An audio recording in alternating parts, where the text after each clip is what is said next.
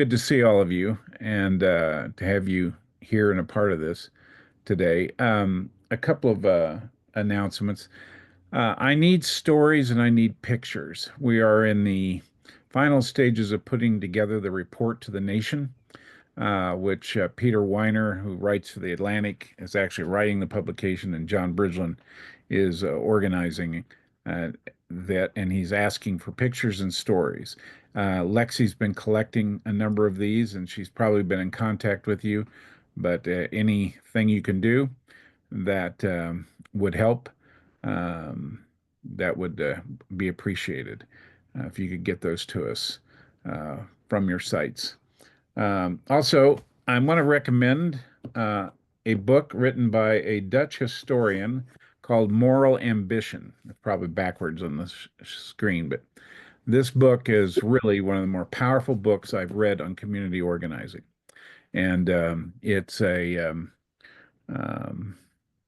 there are there are things in there that are transferable, that are teachable, and I think you'll find them find it extremely helpful.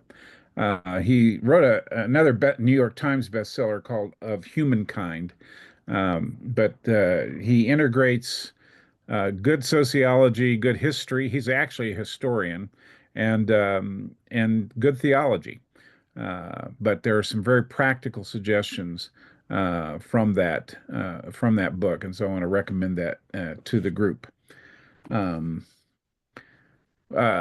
Heading next week to the Opportunity Youth Forum in Los Angeles. I think Justin's going. We'll be a part of that. And That's a Walmart funded event, but it's hosted by the Aspen Institute. And some of you have been to that event, and we're looking forward to that.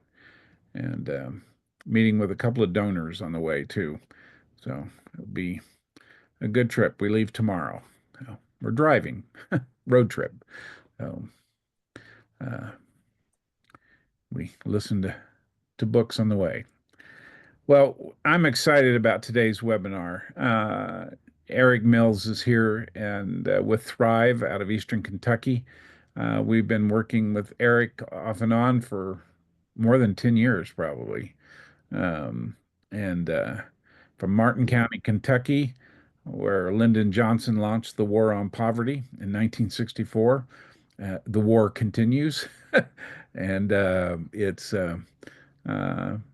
Martin County is doing some very interesting things, and their commitment and how they've worked in their community in the hills and hollers of Eastern Kentucky. Um, I don't know why we've not been back there in a while. We need to get there, Eric. I love that part of Eastern Kentucky, and I love the people we're working with. So hopefully we can get there soon. Um, so, Yeah. uh, Colleen, do you have anything to add to the introduction, or we can just turn it over to Eric? We're good. Eric, take it away. All right. Well, thank you all very much for indulging a little time. I'll just say quickly that I'm not going to do a bunch of slides and all that. I really like interactive dialogue. So I want to share some things with you. And as I'm going, you feel free to interrupt me.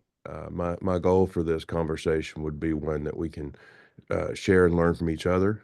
And certainly, I bring a different perspective than perhaps a lot of folks on this call, and would appreciate your perspectives and questions and comments and thoughts along the way. So feel free to engage in dialogue. I want to tell you a little bit about Martin County, Kentucky. Martin County, Kentucky is a small rural county in eastern Kentucky.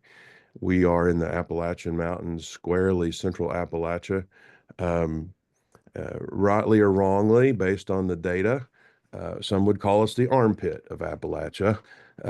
It perhaps isn't an ideal metaphor, but when you look at the data, it is undeniable. We represent the Appalachian Regional Commission as a federal commission that specially earmarks funds for projects and economic development in this extra depressed region of the country. And within that distressed area of the country is the distressed area of Appalachia, of which Eastern Kentucky is by far and away the brightest of those heat maps for demographics like morbidity, overdose. Maggie. long-term economic growth potential and other things. We'll talk about a few of those numbers, but I just want to start with, you know, that backdrop. Yet in this very county population, it's set the stage a bit, 230 square miles. So in geography, we're about as big as the city of Chicago proper. We're about half the size of the city of Nashville. Uh, just to relate to a couple of ACTNOW sites. We are obviously population-wise a fraction of that. We are about 11,000 people in the latest census, actually just under 11,000 people. Yet in this community, in the last 50 years, has been heavily energy dependent. Coal mining has been the primary source of economic activity in our community after government programs, unfortunately. And so I did a little research in these last 50 or so years that data has been kept. Martin County has produced 391.2 million tons of coal. And so it's an interesting tidbit. That is a lot of black rock. And at the current market prices of $73.50 a ton, that's $28.75 billion. That's today's dollars in coal that's been mined out of this community.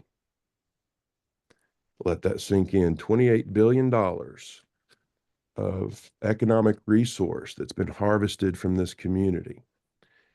Yet, in our community of 11,000 people, this is where Lyndon Johnson, as Jim shared, declared the war on poverty in 1964. And I wish I could say it was better, but in the latest census, 45% of our children live in poverty in this community. It's hard for me to imagine a county where there's been $28 billion of economic activity harvested and nearly half of our children still live in poverty. In the last 5 years, we've had nearly 1,000 individuals cycle through incarceration in the criminal justice system in this community. It's hard to imagine that nearly 10% of our population has had an encounter with the criminal justice system that has led to some amount of incarceration or at least arrest. Um, when you think about these data, and we think about our overdose mortality rate, addiction obviously follows, and a rate that is nearly double the national average. Um, this is an interesting data point as well. And I'm sorry, I love Kentucky, but it's ragweed season, so I'm going to be drinking water quite a bit. Um, I've lived here long enough and still don't have the tolerance for it, but so I don't want to start with too heavy of a tone in this conversation, but I want to set the stage for the magnitude of what we're facing. Um, Resources have been exploited and taken, and the wealth has gone other places. It's not stayed here. It's not even been reinvested here to any meaningful degree. And so when we think about this and we see the scale and scope of the challenge, it's hard to believe in America that such a place exists, frankly. It's hard to believe that after this very place where Lyndon Johnson sat on Tom Fletcher's front porch and declared war on poverty in 1964, now 60 years later, that same house is still there. And it was a dilapidated old shack. This is that, if you think of Lyndon Johnson, war on poverty, he's hunkered down on the front porch with some, black and white photo hillbillies. That house wasn't much then. It's still there today, and his descendants live in it. And so, trillions of dollars later, doesn't say that the war on poverty wasn't good, but trillions of dollars later, in this community, in this place, things have just not changed all that much.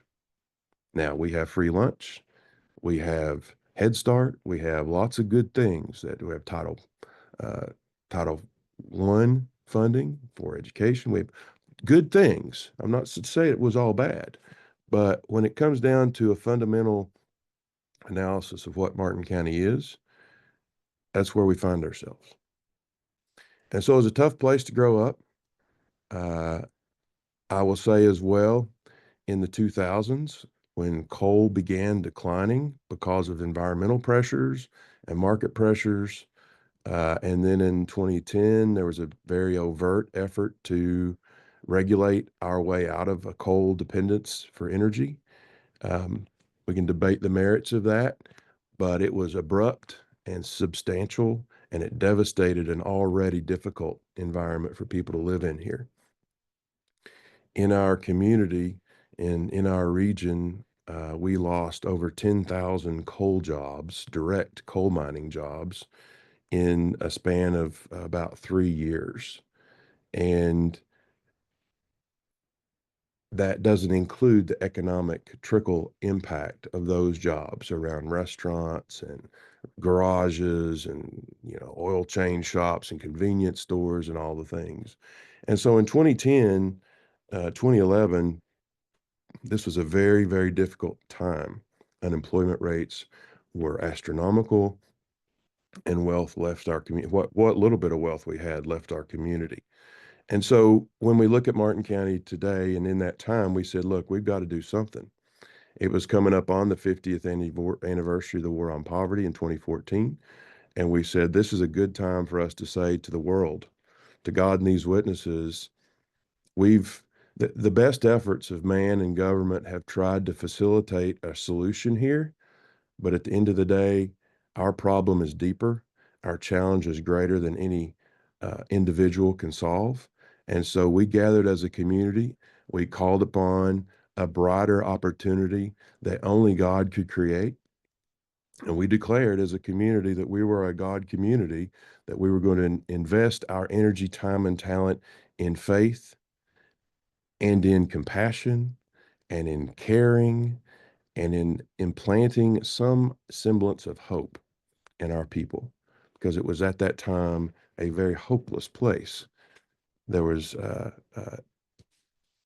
this huge decline in economic activity and this huge decline in uh, social supports, I should say, is probably the best way to put it.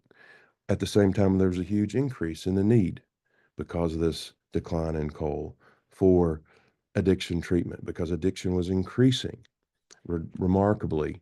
Um, that was about the time OxyContin came on the scene and was really taking hold in our community. So we are ground zero for the nation's opioid epidemic, and it was this perfect storm of challenges, largely driven by economics in that season, that led our community to a very dark spot.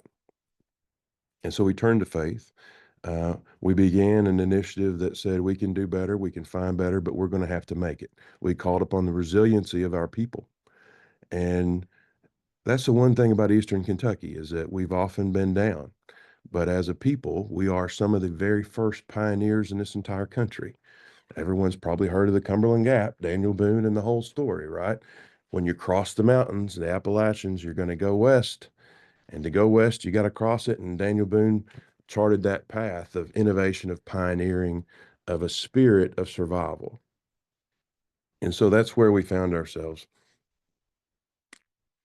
moving into that calling upon that spirit that is bred within us, to know that we are the creators and developers of our own destiny. And so at that time in 2014, we had an organization that we started called Dream Martin County.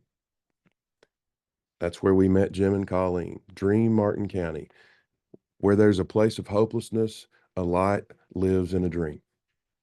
And so we started painting a vision and I say we, there was a group of young 30 somethings in that time who were saying there has to be a better way. We can't just allow ourselves to linger in this environment any longer.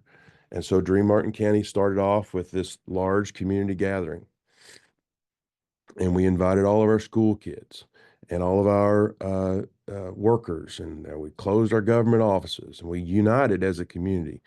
In a population, a county, a population of about 11,000, we had 4,000 people, and they were all local people that came to Dream Martin County. We had Mike Huckabee there as a faith-inspired speaker and visionary, former governor of Arkansas. We had representatives of, well, then we call him Daddy Bashir here. You all probably know Andy Bashir as a potential presidential candidate. He's our governor today. His father was governor at the time. It was important to us that this was not a partisan thing. So we had Mike Huckabee, a faith leader, former governor of Arkansas. We had Steve Bashir, current governor of Kentucky, Democrat. Um, he wasn't able to be there, but his senior representatives came and participated in this because this was bigger than a party. It was bigger than politics. Politics didn't work. Trillions of dollars tried to fix it. It didn't. It didn't work. So we set that vision to say, we can do better, but we're going to have to do it on our own. And we're going to have to call upon our maker's help. So that set in motion a number of things. We developed a nonprofit. We started pursuing grant programs. We looked at what our needs were and found that what is our solution? Well, we've got beautiful mountains. We've got beautiful trails that are left over from the coal mining. Maybe we could do something with that. We've got to invest in our young people so they can help understand value and the appreciation for our culture and our heritage here. So we started a series of heritage events and created a harvest festival that celebrates our heritage every year. We focused on our infrastructure for our school system. We had an aging high school that needed to be replaced. And through a series of, uh, you can call them divine events, funding came in line to build a $40 million high school in our community, which is still um, beyond the scope of man to make happen in a place like ours. And so we have this incredible new high school that we also built and attached to it the Dream Center for the Dream Community Technology Center that is an area technology center in Kentucky that we have for vocational training and skills development, trade skill development that is attached to our high school that our students can go in. We developed a STEM education center called the Dream Discovery Center that was focused on youth engagement for the STEM and STEAM fields. So we could have schools from around the region come here for field trips, and it was built around our community center. A variety of those sorts of activities were happening. But let me tell you, in the process of that, the attacks of the enemy were moving incredibly strong as well. There were three of us that sort of led that initiative. One of them about declared bankrupt, one of them about got divorced, and the other one about uh, uh, basically faced a lot of shame in the community.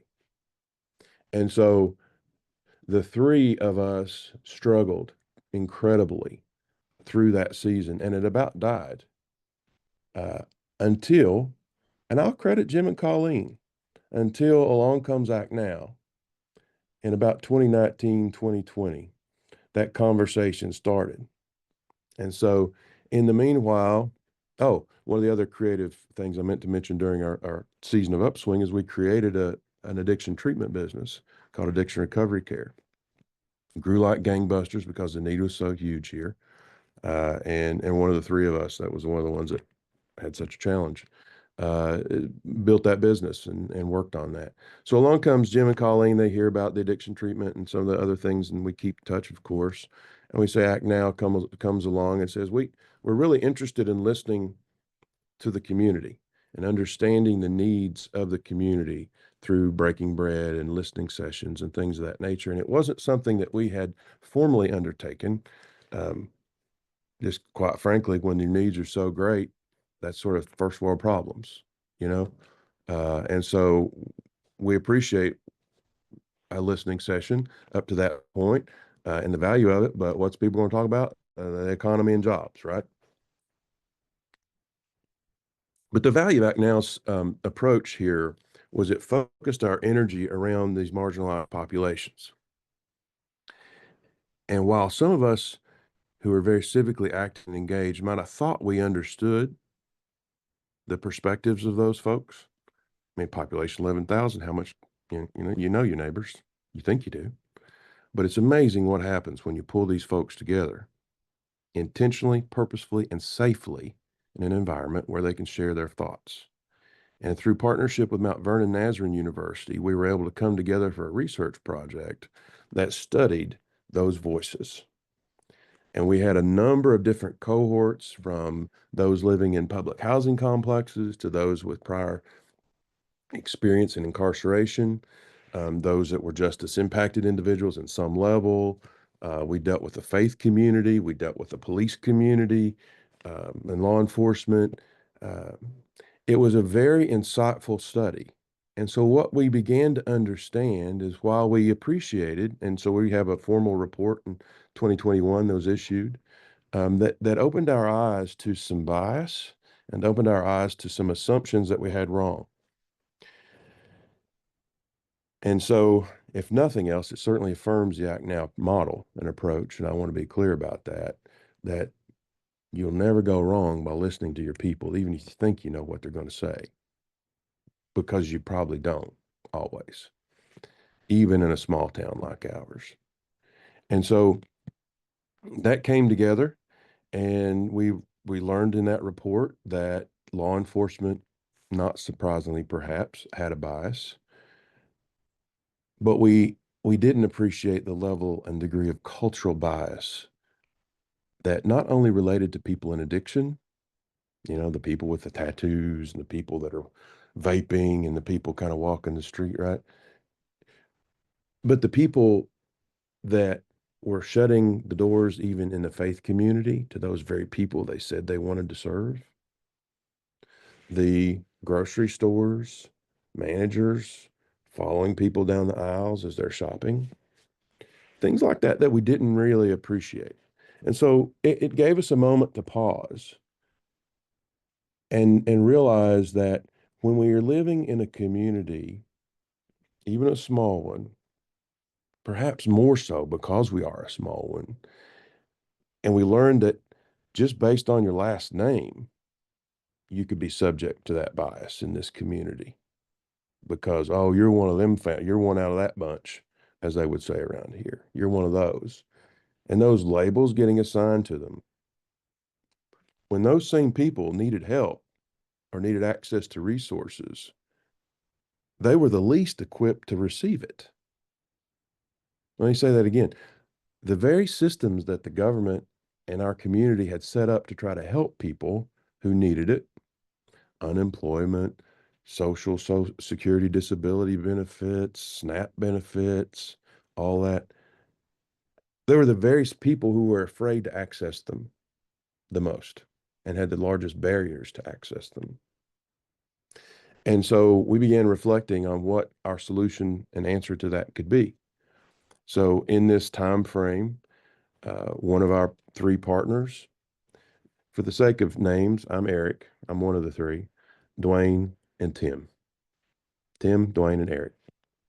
So Tim had addiction recovery care, started that business and did well. Dwayne runs an organization, an NGO called Appalachia Reach Out.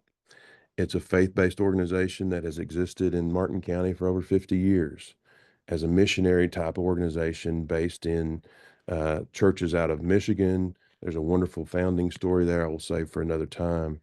And he took the reins of that and began realizing, okay, well, we can do more to help people. So he starts he takes over that organization. He ramps up their thrift store.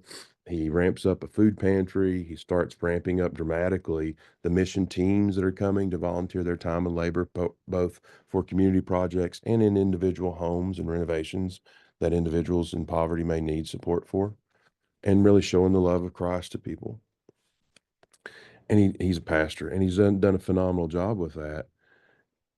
So we started helping in that way, but that still created those gaps. It didn't remove the barriers because we were helping people. And then Dwayne was getting frustrated because social services was not intervening as cooperatively as perhaps they wanted him to. And so this was in the early 2000s, sometime after that report shortly. And so then we're dealing with some of those barriers over and again. So we're filling some gaps, but we're still encountering the same barriers. So we circled up and we said, what are we going to do? And ACTNOW sort of helped us with a platform of listening and understanding how are we going to deal with what we now know to be things we have to take action on. And we did that and created Thrive Community Coalition. we decided to roll up our sleeves and say, look, we just got to go do this. And it wasn't easy. We didn't know how we're going to pay for it. We didn't know where it was coming from. But we knew we had an opportunity and we knew we had to do something. And so in this season, um, I had been working with Tim at ARC. I stepped away from addiction recovery care and moved into the community, not really knowing what I was going to do, and got open the door to create this organization. And so, Thrive, our mission is simple. The statement is transforming communities through relationships that nurture faith inspired hope and holistic wellness in individuals and families. The first two words are transforming communities. We knew we wanted to focus on transforming our community and then perhaps others as well as we begin to scale. But we know we can only do that through relationship, through connection. Our community suffered disconnection with economics, disconnection with addiction, disconnection with hope. We are trying to establish and reconnect to dreams and faithfulness and mattering. We're trying to help our community. We knew that if we could fill those gaps, we could help people not be so intimidated to access the resources that have been designed and placed there for them to benefit and receive support from. And so we created Thrive Community Coalition with that goal in mind. And the plan was to create what now has evolved into three pillars of work that we do. Reestablishing dreams and connection and hopefulness and mattering. That comes through all of our work. And we organize that in three areas, all of our work, and it's holistic wellness. We define our work in terms of holistic well. When people are well, they do well. And when they do well, their families do well. And when their families do well, their communities do well. And so we've organized our work in three pillars: grow well, recover well, and live well. So Thrive's approach to growing well is our youth intervention programs. And so we've been using some of the drug-free communities models. We've been using some of our own research, and we've been using a lot of Choose to Matters curriculum. I don't know if you know Angela Meyer. She's a nationally recognized speaker and innovator in the space of mattering. So the Surgeon General's report in 2024 talks about mattering as a science. So mattering is in the simplest of terms, mattering is a sense of purpose. Again, her name's Angela Myers. You can Google her. She has a great TED talk on mattering. We came to meet her through a series of divine connections, and Angela led us into really, Eric, she would say, Eric, what you're talking about is helping people know they matter, know they were created for a purpose, and then allowing them to live in that purpose by giving back to the community. And so that's really the essence of drug-free communities and peer mentoring models of any kind. And so we're building out a Cardinal Cares team in our high school and engaging with the youth to do prevention activities and cessation, tobacco cessation, vaping campaigns, all that sort of work, helping them find their purpose. We're doing heartbreak mapping with them, so we can help them understand what breaks their heart, because it's hard to talk to an individual, even a young person, and explain what their dreams are if they're hungry or they don't have a place to sleep. And so when you talk about breaking your heart and what makes them sad, that opens up this series of emotion to them. And so we're engaging with our young people. Our Recover Well program is a mentoring program that we use wellness coaches that accompany the people in early recovery and life transition. These are people that are coming out of jail, doing reentry. For the moment, the I guess the shop talk of it would be a reentry program, but it's really a lot more than that. That I don't call it that because it cheapens it. It's relationally based because our mission is to nurture relationships. We're nurturing relationships with people out of jail, out of addiction treatment centers and residential environments, people coming out of domestic violence situations, or people just in experiencing life transitions. And we're walking with them to remove barriers through a coaching, mentoring environment where we have a peer mentor that's been there with them before and leveling barriers, helping them get their driver's license. Because in many cases, they don't know. They certainly don't have anybody to ask. They don't know how to go about these basic functions of getting their bail, their bond released, or getting credit for the time they've served in rehab as a jail sentence that they may have faced as a condition of probation or diversion. So walking with them to do that, building resumes, doing job skills, those types of activities that we all know of. But essentially, that wellness coach is bridging the gap between that individual and the resources that are there to help them. And where those resources are not there, Thrive is producing them, Thrive is creating them. So, a couple examples on that. We had a participant that we were working with who had done a phenomenal job in drug court, had secured a job. It wasn't a high paying job, but was making money and going to work every day, finding some sense of belonging and purpose. And so we were working with him. It was going well, and he was looking forward to getting his kids back to do visitation with him. He'd had no visitation through social services. And so the last barrier he had was he didn't have furniture in the bedroom of the apartment he used all his money to rent. So he could have a stable home for his kids to come visit him and a place for him to live. And he hadn't yet worked up enough in his job to make enough to cover that and to save and to pay his car payment and all the other bills he had. So we provided through partnership with Appalachia Reach Out and Dwayne the bed. And then we furnished the bedroom for the kid. That's one example. And we use grant funds to do that because we set out in an application, people are going to need stuff that we don't have here. And we're going to need to get it for them because those little things. And you know how much we spent on that? Like the kid got to come see his dad for the first time in years at his dad's house unsupervised. Social services signed off because he had a bed and a place for him to stay and visit. And it cost $55. That's what we spent. $55 reunited a father with their child. And but for our intervention, it may not have happened. And it certainly wouldn't have happened anytime soon. So I think it's another key takeaway here. First one's listen to your people because you may not know as much as you think.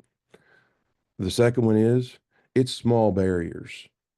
Most of the time, it's small barriers to us, you or me or anybody on this call, but it's a mountainous barrier to the individual facing it.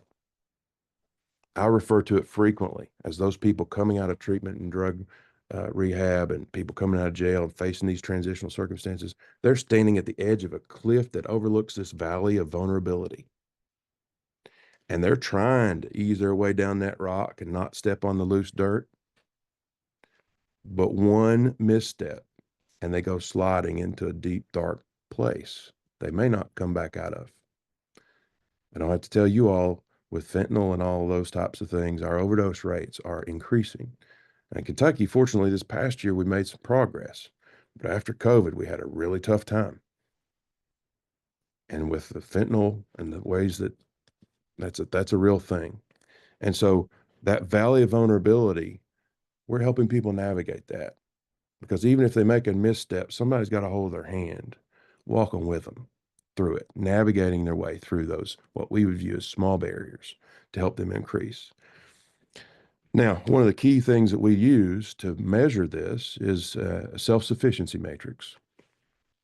So we found that it's called the Arizona Self-Sufficiency Matrix. It's an evidence-based best practice. We use clinical tools to help us properly and ethically manage these interventions with people. And so this evidence-based tool is an objective way for us to measure 18 different dimensions of a person's self-sufficiency. And so we're walking with them, helping them see their progress in growing their own self-sufficiency. and helping them become more independent and more effective on their own. With that, we've seen a 5% increase month on month of the participants' involvement. Now, 5% to 100% is a long way, but when you do it month by month, you're talking about huge progress. We're talking about, the difference between this 1 to 5 scale that the tool uses across these 18 different areas, 5% across that type of scale could mean the difference between stable housing and living in your car. It could mean the difference of food security and insecurity. You know, we're not talking about going from food security to steak dinners twice a month. We're talking about insecurity to security, unemployed to employed. It may not be a $40 an hour job, maybe a $10 an hour job, but it's employment, it's building. And when we're compounding that month in, month out, the difference is in the lives of the people that we serve. Another participant, for example, wonderful lady, came out of drug rehab, doing great, living with her family, sort of beginning to rebuild some of that damage in those relationships, wanted to get a job, had no transportation and no money to pay for a car. Well, how does she get transportation? We don't have public transportation here. She lives up a holler, up on Pigeon Roost, we call it. What's she do? Well, we start intervening with her, and our wellness coaches drive her to her CNA class that we help her get enrolled in the local community college. She enrolls in the CNA class. She completes it in, I think it's 6 or 8 weeks, goes once a week. Our wellness coach takes them, sits there in the car while she's in the class, working with other clients remotely, takes her back home. Because we invested in that, she now has a CNA. She has a credential that helps her find meaningful employment that is gainful, she can grow in. She can then, and she is doing now, because we also do budgeting. It's part of our plan is financial wellness. We're walking that through her to save up for that car so she'll have the transportation she needs. So those are the types of barriers that we're working to alleviate in our Recover Well program. I'll just very quickly move into the third is our Live Well program. What we began to realize is that Live Well, Recover Well was good, and people who were not in recovery needed it, and people who had a job needed it. So we actually had a window manufacturer approach us through a mutual friend and say, I've got these people that I'm paying $18, $20 an hour to do work, and I can't give them enough raises to help them be on time, to help them better manage their money, to help them deal with their stuff at home. I don't know how to do that. I'm an employer and I run a business, and I don't really want to get in that part of their lives, but somebody needs to, because they're showing up to work late. They're showing up to work emotionally drained and angry. They're causing problems within our workforce, and we can't find enough people, and our churn rate's too high. We don't have enough retention, et cetera, et cetera. So they came to us and said, I hear you all are doing something cool. Would you do that for my employees? I mean, it honestly threw us for a loop. We didn't really know what to think about it. And so we said, sure. And then we'd figure it out. And so what we did is we developed an employee assistance program under our Live Well, and what has evolved into our Live Well program. So we have a wellness coach that now goes into the floor of that factory, walks around like a ray of sunshine. He's a wonderful fella anyway. He's a big teddy bear looking fella. You just want to hug him. And so he walks around and he's talking to these people. And we don't know what we're going to encounter. I mean, people making $18, $20 an hour, it's not rich, but it's not poor like we know poor here. Well, turns out people making $18, $20 an hour, paying child support, couldn't afford a bed to sleep on, living literally sleeping on an air mattress, working in a factory all day, going home sleeping on an air mattress. Another example, one of the employees was the grandmother of 2 children that she was raising because her daughter had recently overdosed and died. Also, a former employee shook up the whole factory because they all knew her. And so we were able to provide that peer coaching and mentoring. In that case, we connected them with a resource that I don't know what it is about beds, but we got some more beds for those two grandchildren to have and fixed up a room for them to live in. Uh, we worked with that person that was sleeping on an air mattress and found a donation, made that connection. Another guy had never got a tax return. You believe that? Poor fella had never got a tax return. Didn't even know, doesn't have a bank account. We helped him fill out his taxes. We helped him get his tax return. Uh, and most of all, what we're providing in that environment is a resource, is a connection to hope. And so I've scratched the surface at a lot of things that we've done. I could talk a lot more because I'm very passionate about it. But I just want to wrap up by saying our people are worth loving. All our people are worth loving. All our people are worth being heard. And all of us together can solve any of these problems that we encounter. But it takes grit, takes determination, takes commitment, and it takes surviving the dark days because we've had a lot of them. We've had a lot of hopelessness. We've had a lot of challenges. Um, but I'll tell you, um, in the last 3 years, we have come together as a community in ways we've never done it before. We are advancing tourism as an economic engine for our community. It's amazing how, when you deal with the loudest problems, people start looking to the next problems. They start calming down. And so, what are we going to do about overdoses? Oh my God, everybody's dying. Well, the health department's putting Narcan out in vending boxes in the schools. You get that? Can you believe that? Narcan in our schools. That's one of the outcomes of this. And when you as a community decide to unite around a vision of cooperation, of collaboration, of compassion, of caring, for us, it's turned into action. It's turned into opportunity. And we've been fortunate to attract a reasonable amount of attention. We've been blessed to receive over $1 million in funding support for this. We're building a sustainable model that's going to be a healthcare services driven organization. It's very unique in this type of work. Many times, healthcare services is viewed as the physician model. Um, there's actually a behavioral health model that works really, really well because the people who need help can get it and get the level of it that's necessary through case management and peer support and remote management and community support associate type efforts. So we're very grateful for some creative approaches and solutions to the work we've done. I could talk more, but I'm going to stop there and leave some time for questions. Eric, thank you. It's a powerful story, and the leadership. You know, when Act Now started after the murder of George Floyd, when Tim Shriver and John Bridgeland reached out to me and said, "What do we do? We still continue to shoot people of color. We know it's more complex than that, but what do we do?" And I said, at this point in my career, I want to do more than what we've done.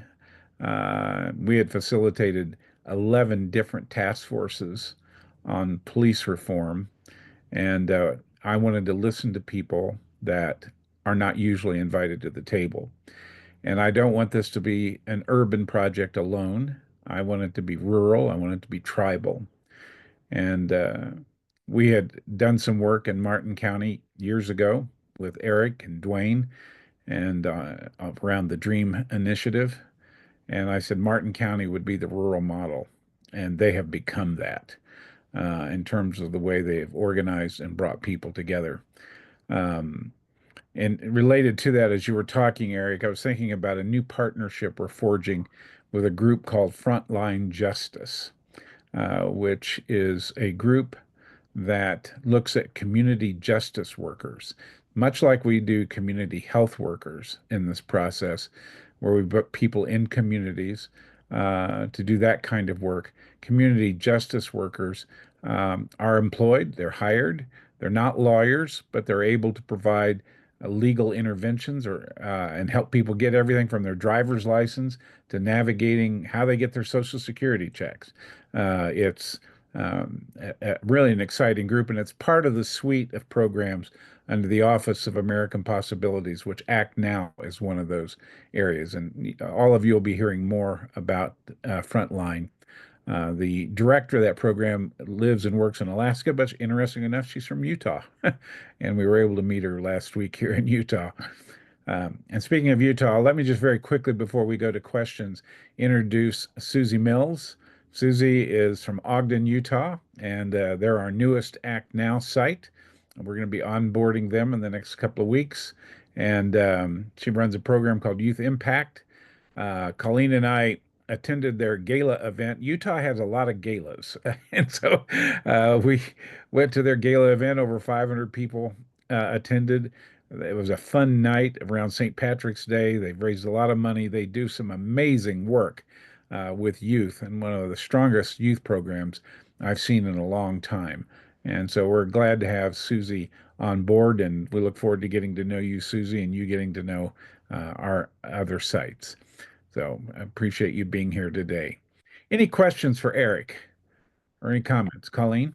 Yeah, if I could, I've had the honor of being uh, present as some of the planning and dynamics went on, both early on with Dream Martin County and then with the listening sessions, the breaking bread, and then what do we do with that information as this local leadership team really tried to figure that out. Eric is very humble. What he doesn't tell you is he's a lawyer.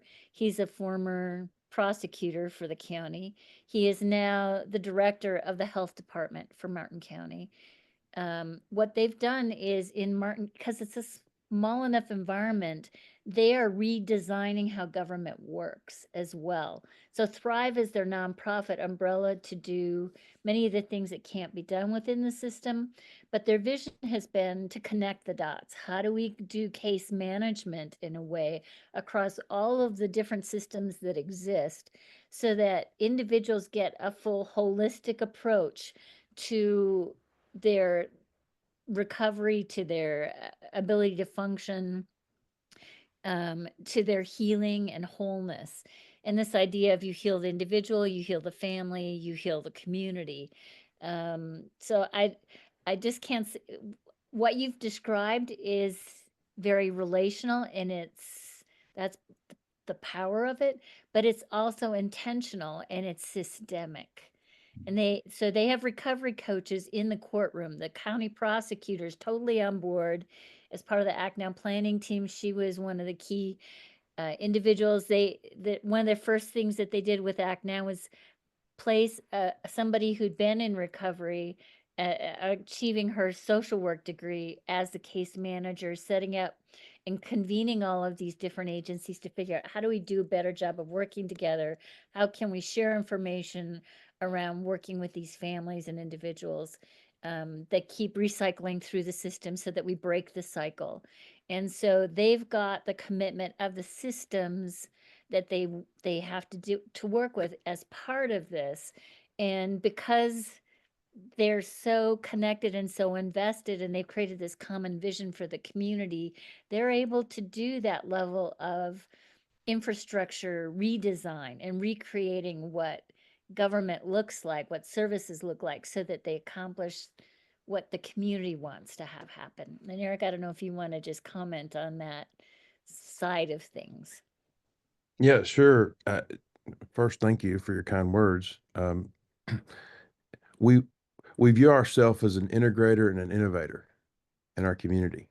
Um, One of the things I wanted to make clear too is compassion is important to us. Caring is important to us. Compassion is an emotion and a feeling, and it's nothing without caring, which is the action you take to act on your compassion. And so we have done that across the different systems of government and systems of local support uh, um, across the community. The worker that Colleen alluded to, we worked with the county to use local opioid abatement settlement dollars, which they really didn't know what to do with, and created the CARES program. It's Community Action for Recovery Enhancement and Support. And so that involved a placement of a social worker in the prosecutor's office, who then attends the court sessions and sort of directs those people into their diversions. And then also to promote and try to encourage law enforcement to do deflection as much as possible. Part of the CARES program also funds special training for our law enforcement officers to receive in trauma-informed care and overdose management and Narcan, all those kinds of things, trying to get direct placement into treatment. We have partnerships built with treatment providers who directly receive those people when they need, when they roll up on a call. Um, and then it includes many grants for the community to invest in this diversion deflection type activity. You know, the other side is in Kentucky, we have something called Family Resource and Youth Service Centers in our schools. And so these are not social workers. They're historically grossly underfunded offices that are essentially a bit of a navigator for youth. So they try to help with backpack feeding type programs and try to, if somebody comes to school and doesn't have clothes or something like that, they're trying to intervene in those ways. What we've really done through Thrive and ARO is really pour resources onto those folks and let them be a front line in our youth interventions. And so when we go intervene with the youth, then we end up having, so an example of this collaboration. So we have a family resource center that says this family needs help. Then Dwayne goes and helps assess them for, do they need home renovations through ARO? Let's reach out. Thrive can go if there's a substance use issue or some mental health issue and sort of walk them through wellness coaching. Great example is a guy trying to move into public housing. He can't figure out how to get a social security card. So our wellness coach is working with him to figure that out. The Family Resource Center is monitoring their kids to make sure they come to school. And then, if need be, social services is involved, because many times social services will refer the participation of those people as a condition of their case plan for their kids not being removed from their home to be working with our wellness coach. So it's this true web of collaboration between social services, our schools, our mission nonprofit organizations, and others to help explain and coordinate our care. That was the biggest problem we ran into. Lots of great people doing great things in silos, and they weren't really talking. So Dwayne's going, before all this, Dwayne would go fix somebody's house that didn't send their kids to school and didn't know it. Right. So he's investing resources trying to help a family, thinking he's doing a good thing, and he is, but the family's not had any, doesn't have any accountability, doesn't have any follow-up.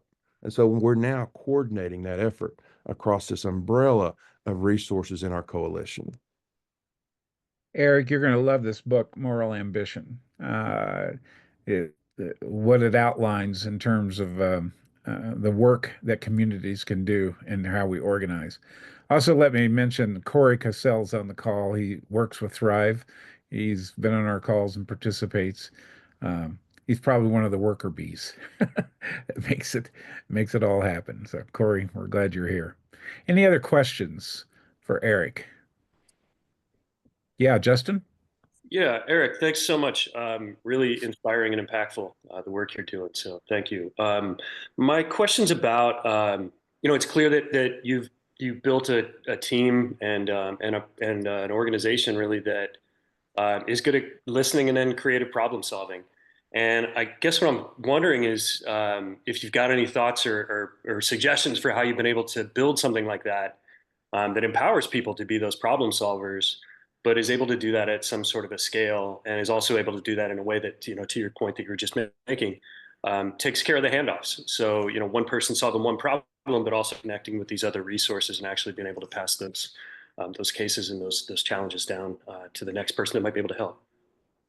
Eric, Yes. just real quick, Justin is from Portland, Oregon, and he runs our ACTNOW site, Talk a Mile, works closely with law enforcement. So, go ahead. Good. Well, Justin, thank you for that question.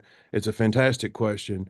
And 10 years ago, it's like, how are we going to do that? I literally asked himself the same question. And so I stepped back, I'm a person of faith, so I'm going to talk about God. It's just who I am.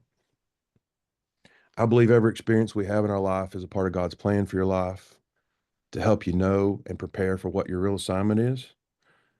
And Justin, I see your beard's getting a little white like mine. You're getting to that close to that time of that real assignment, right? Yeah.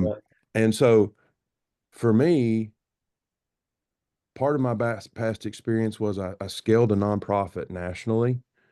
We started in Kentucky doing broadband community organizing and broadband technology consulting in communities.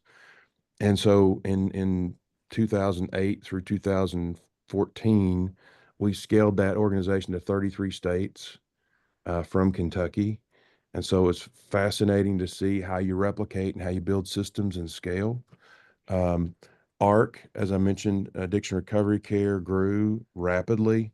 We went from when I started in 2018, they had about 30 or 40 employees. And when I left in 2022, they had over 1,000.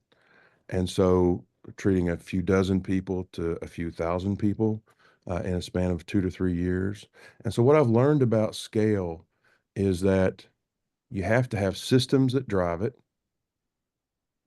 And so you have to have systems and you have to have processes. So Thrive has, I don't know, we've been working a couple hundred people at this point, pretty close, that we've worked with on and off in different ways. And we have an EMR, and it's a very expensive one, but it will handle thousands of people because our dream, our vision for Thrive is not to stay in Martin County, not to stay in Eastern Kentucky, but to create this scalable model that we're going to take to communities all across this country. Because we see, and Colleen mentioned, I'm going to get on a soapbox here. I'm going to try to contain myself. But the other thing I didn't know why God did, as I said, God, why do you want me to go to the health department? I'm an attorney. I'm a healthcare executive at this large healthcare services company. I'm doing, fairly well. Thank you, Lord, all the things. And he said, your season's done. You take this step and I'll order your next steps. I said, not really. And he kept up for 3 or 4 months until I finally was so miserable I had to go.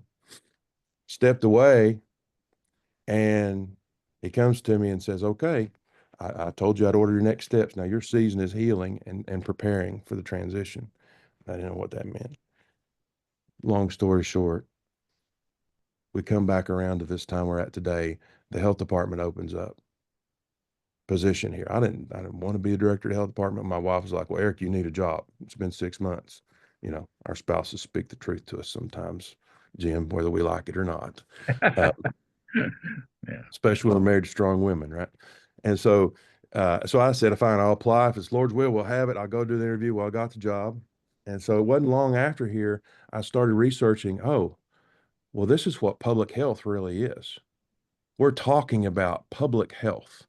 We're talking about the emotional, behavioral, physical wellness of individuals. And if that's not public health, what is? And so those innovators in public health, as I began to realize, Michigan's a great example, we're doing things like doing food boxes in the health departments and assigning case management and collaboration within the health departments.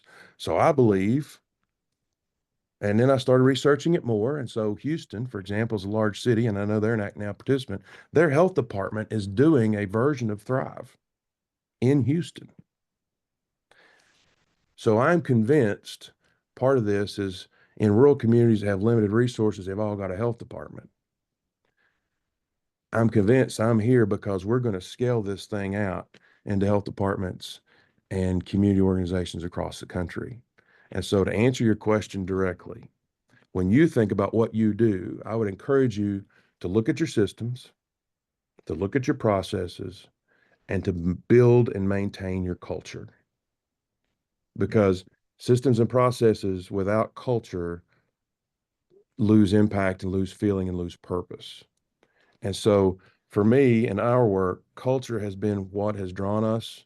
It's why we talk about transforming communities. There's communities across this country that are looking to transform the version they are themselves. And when we teach people they matter, when we teach people they were created for a purpose, when we start impressing and shining a light on hope and opportunity, when we paint a picture of a vision for their life beyond where they were, that is an individual act that is a scalable process if it is surrounded by the proper culture and the proper systems to support and maintain it. Because it's, again, you can't just do a process is good, but the system keeps that process going, right? And the culture keeps it grounded to the mission. Eric, that reminds me, I forget what WAG said this, but you can have program and policy, but culture will eat your lunch. And if you're not addressing the culture issues around poverty and around some of these issues, you're going to only get so far. The Yep. cultural issues are huge. And Justin, if you're ready to start a Thrive in Portland, we'll go. We're game. What time can you get here? You got Medicaid in 50 states, buddy. We'll figure it out. All right. Well, actually, no kidding, the window manufacturers in Ohio. So Yeah. Okay, other questions? Yeah, Jay? Yeah, Eric, thank you so much for this very comprehensive run through of the history of what you've lived through. And I just admire your commitment to this, a long commitment to the same place. You know, you probably have had other opportunities that might be flashier, but what a beautiful way to commit to an area that some people you may overlook, but you have done that. So thank you. My question is, you know, I was struck when you talked about um, all these things that you're doing, and you basically said it was on the shoulders of three people, you and two other guys, I think Tim and Dwayne, I think, or whatever their names were. And you talked about the toll that it took on all three of you. This person almost had this happen, this person almost. So what have you learned in the process about resiliency, about thriving in this exploding thing that you've been involved in? What do we need to learn from your experience about staying healthy in those in the process? And Eric, Jay and Tiana are from East Harlem, so they're on the opposite end of this socioeconomic spectrum uh, than Martin County, but they're from East Harlem. all right, good. Thank you for that. Uh, you know, as I said in the beginning, we're full of the pioneering mountain survival spirit.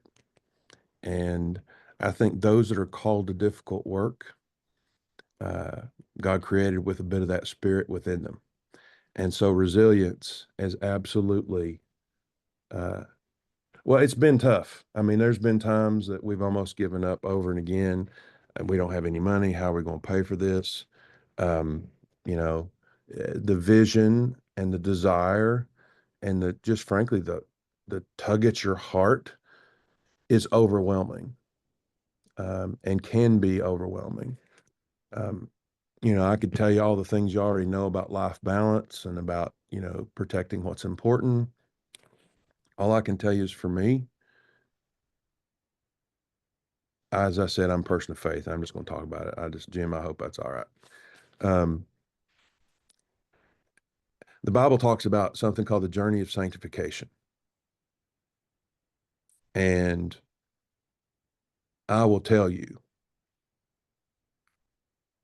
I get emotional thinking about this. It was not until I learned what it meant to fully rely on God. I mean, fully enough to quit a job I was making a great living at, working with my best friend because of a calling, fully enough to know that he would provide a way for me and my family when I didn't know how, fully rely on him enough to know he was making connections ahead of me that I didn't even understand. It's that grace that I fully began to rely on. And I know I don't have the power to change anybody, but he does. And I just pray every day that I will grow in my relationship with him. and I grow to rely on him. And the more I do that, my goodness, the more he slings open the doors of service and opportunity. I pray every morning, God, help me show the love you've shown me to other people and give me opportunities to be an instrument of your grace. And so we can practice meditation and we can practice the things that are healthy and good. But for me, that looks like staying in the Word and remembering my role, and the success and the work we're doing is not within any of our power to accomplish. It is knowing we can't do it alone, knowing it's not within our power, but knowing through connection and relationship with Him and others who also feel the same way, that worlds can be changed. And it's the only thing that ever has. Historically, it's the only thing that ever has. Good comment, Eric. Good word. Other I had to questions? preach a little, Jim. I Sorry. know.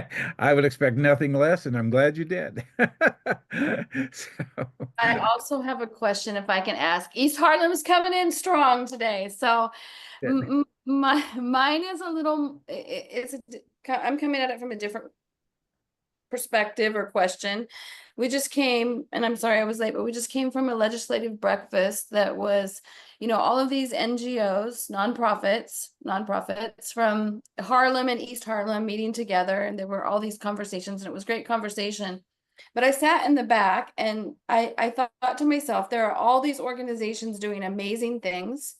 Some of them are now looking for money because of what's happening on a national level. There are all of these people who have had a lot more time in Harlem than me, have a lot more experience. And so, you feel, I think I sat there feeling quite small. And then I hear your conversation. I think, yeah, you guys are doing so much. We're this tiny little entity. And, in all of those conversations, I think there is, I do have this sense that there is some siloing. There's a lot of siloing. Like each of these organizations is fighting for their own thing righteously. It's not a negative. So my question is this, for a group like us who probably feel like part of what we're doing here is to be that collaborator, to create collaboration. But I'm struggling to figure out, how do I say that? How do I articulate that in a way that, I don't know, that makes sense to this group of people, that doesn't seem pretentious, and you might not have advice for me, but that's where I am right now. How do we articulate something succinct that says we think our role here is to help collaborate, not to create a new wheel, not to be in competition. And is that enough? Is that actually something to bring to the table? Well, others on this call are probably far better qualified to answer that question than me. But my response to you is that even in East Harlem, even in a place with those level of resources, there's going to be gaps. There's going to be gaps in your ecosystem of care and the infrastructure of your supports. And so we were able, as a coalition, to bring people in early and share a vision of, well, this is doing great, and that's doing great, and that's doing great. So everybody's feeling good. But then we started letting them surface where their gaps were. Right. So they start talking about, but I went over and worked on this house and they don't even send their kids to school.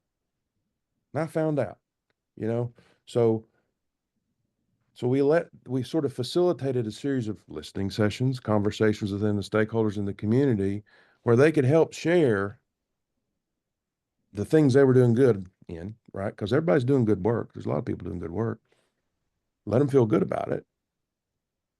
But in the course of those conversations, you start hearing the gaps and you start facilitating that dialogue. So nobody's intimidated that you're going to try to come in and take their turf.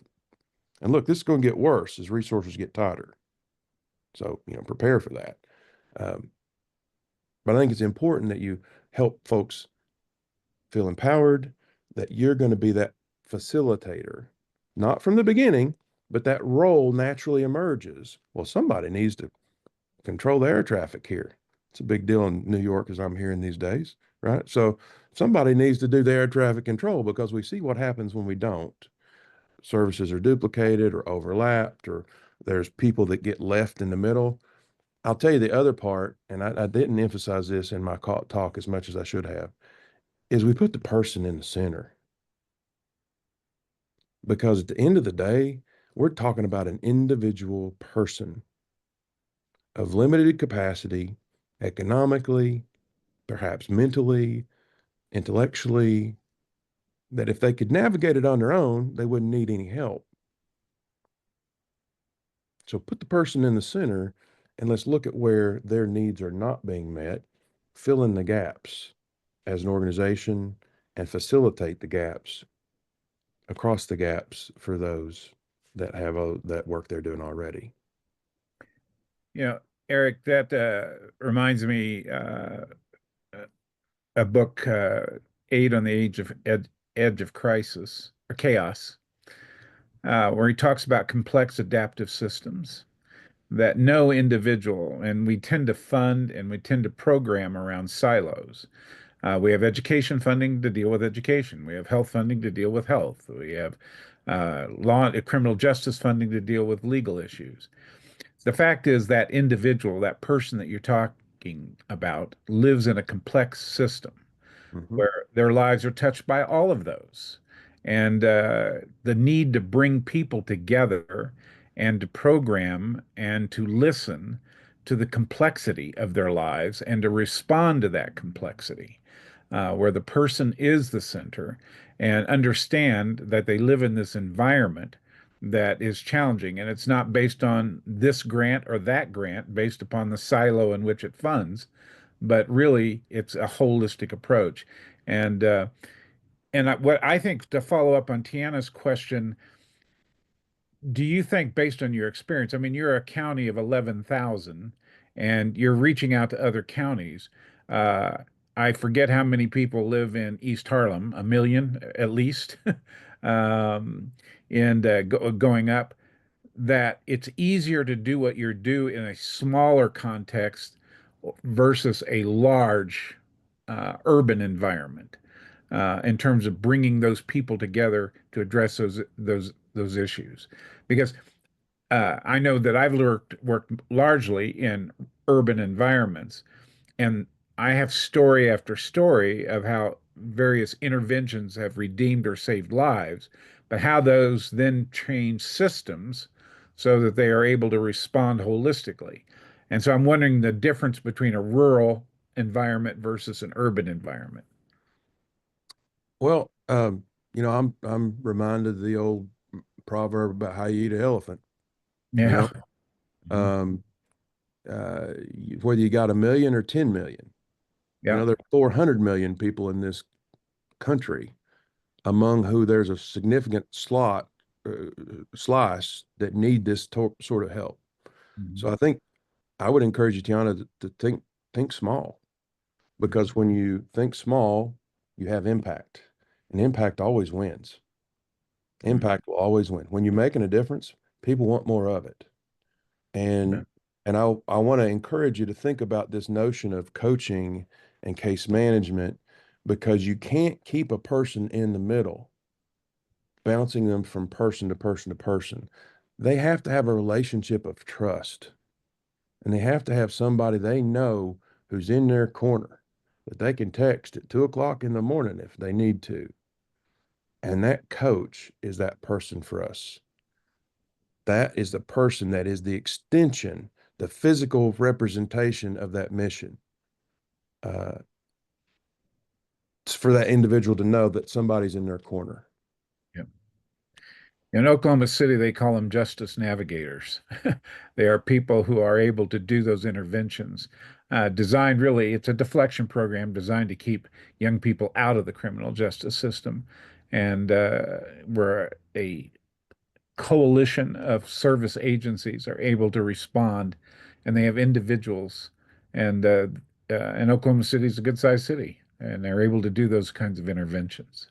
But to your point, Jim, I think it's important we don't silo it to just criminal justice, right? Right, Right. exactly. This justice navigator needs to be a navigator. Yeah. The asterisk navigator, insert here. And that's why we call them coaches, because we're doing healthcare, we're doing behavioral health, we're doing workforce skills development, justice, law enforcement, the whole thing Yeah. is very important. Access Houston is the name for an urban example. Is the Houston Health Department has a program called Access Houston. Uh, Good.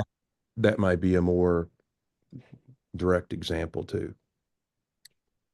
We have a few more minutes. Any final questions before we wrap up? Comments? Daryl? Thank you, Eric. That was a fantastic presentation, and you guys are doing outstanding work. You mentioned that you all have raised over $1 million. I'm wondering if you could share with us what the sources of that income or those grants are. Sure. So we received funding in Kentucky, we received because we're ground zero for the opioid epidemic, we received a sizable sum of opioid settlement dollars. And so our state took an approach to distribute half of those settlement dollars to local communities. And so in our county, that turned into our CARES program. And at the state level, the other half is managed for grants through a commission that's appointed by the Attorney General and yada, yada.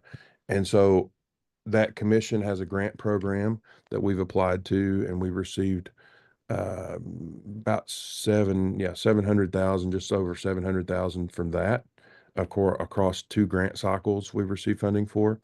The other is the Appalachian Regional Commission that we received $500,000 through their Inspire program, which is a recovery, reentry, return to work program for people with substance use, targeted to the Appalachian region of the country. Those are the 3 largest grants we've received. But I think it's important to recognize this will never work on a grant funded model long term. We're using that grant funding to build systems and processes and a culture that will then turn into a behavioral health services organization that we will bill insurance to pay for. And there will always be a place for some grant funding, doing things that maybe not be billable. But Medicaid in Kentucky and frankly in many states has a lot more resources available to support non-medical, what we might think of as non-medical, non-primary care interventions. And in fact, I think that's only going to increase because the trend is value-based care. It doesn't make sense to pay for the same person to go get, to take their kid to the doctor once a month forever because nobody's taught them about hygiene and how to use bleach to clean, right? And so, or antibacterial type cleaners. And so we we are doing some of those things. And as we do more of it, then Medicaid doesn't have to pay for the kid to go to the doctor once a month when dad knows how to clean the house. And So that's a creative application of coaching and case management that I believe is an open door for why Thrive is going to grow nationally. yeah, looking at the social determinants of health, that holistic approach uh, gets you a greater bang for the buck in terms of your investment, in terms of what you do in prevention. And then it again goes to this issue of the complexity of adaptive systems, is that when you look at the social determinants of health, it has impact across the life of an individual, not just one particular area. Um, well, Eric, thank you. We've recorded this. I encourage you to share it with your colleagues in your justice circles or your organizations. This has been very helpful. We'll follow up. We're going to have some time talking about frontline justice. We're continuing to move forward on our everyday counts on chronic absenteeism.